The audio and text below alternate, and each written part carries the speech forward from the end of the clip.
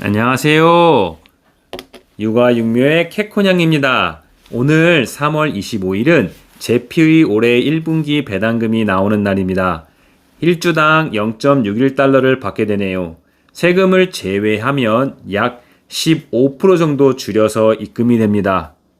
오늘 환율이 1달러당 1343원으로 최근 3개월 동안 꽤 높은 수준이라 이런저런 향후 필요할 수도 있어서 가능한 금액을 통장으로 입금하고 나머지 일부 배당금만으로 SCHD를 재매수하였습니다. 부모님께서 매달 배당을 받기를 원하시는 일부 금액을 제피큐에 넣었으나 아쉽게도 3월 배당 낙일에 맞추지 못해 4월부터 받게 됩니다. 재미있는 건 제피큐가 나스닥 100을 기반으로 해서 그런지 SCHD보다 주가 상승률이 높네요. 이러면 대부분을 SCHD에 투자한 저는 나가린가요? 싶지만 제피큐는 커브드콜 방식을 사용해서 그런지 배당액이 매달 다르고 SCHD의 경우 작년, 재작년 3월, 즉 1분기의 배당액으로 본다면 꾸준히 상승하고 있습니다. 커브드콜의 경우 비슷한 방식을 사용하는 기존의 다른 ETF들의 주가 상승률이 제한적이었다는 점을 비춰본다면 제피큐의 상승도 제한적일 거라 예상하는 게 맞기는 한데 1년만 비교한다면 제피큐가 SCHD의 주가 상승률의 거의 2배라니 혼란스러운 상황이기도 합니다. 다만 나스닥 100을 기반으로 하는 제피큐와 달리 S&P 500을 기반으로 하는 제피의 경우 SCHD에 미치지 못하는 주가 상승률을 보이고 있기 때문에 2024년 AI 돌풍으로 나스닥 100이 불작인 상황이 반영된 것으로 봐야지 SCHD에 문제가 생긴 걸로 아직 보이지는 않습니다.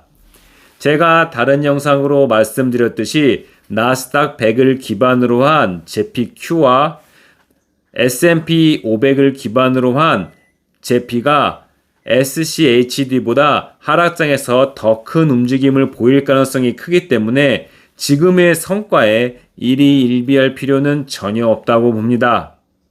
하지만 2022년 하락장에서 제피와 SCHD 모두 방어를 잘했다는 평가를 받고 있는 것 같아서 배당의 위력은 하락장에서 더 잘 보이는 것 같습니다.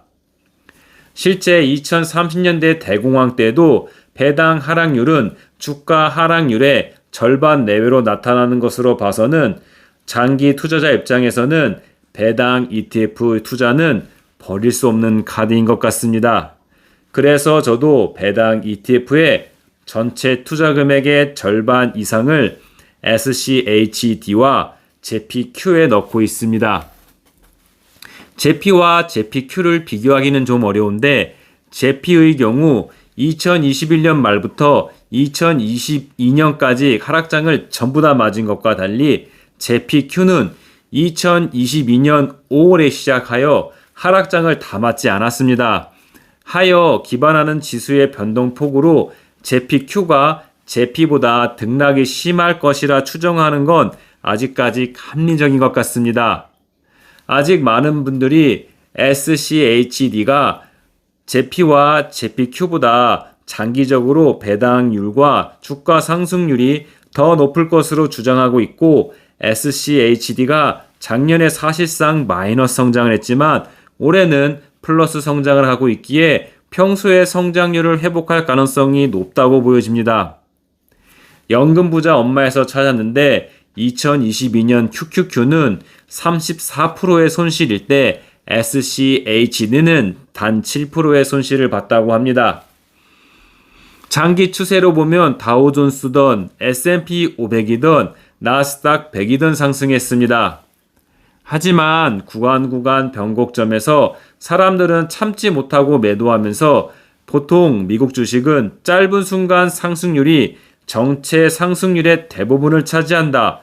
만일 극히 짧은 구간을 빼면 정기 예금 정도의 상승 분만을 보여준다는 점을 감안하면 미국 주식을 사놓고 존버가 답이라 했을 때 상대적으로 낮은 하락과 매년 조금씩이라도 상승하는 배당액을 본다면 SCHD가 존버하기 가장 좋은 ETF가 아직까지 맞습니다.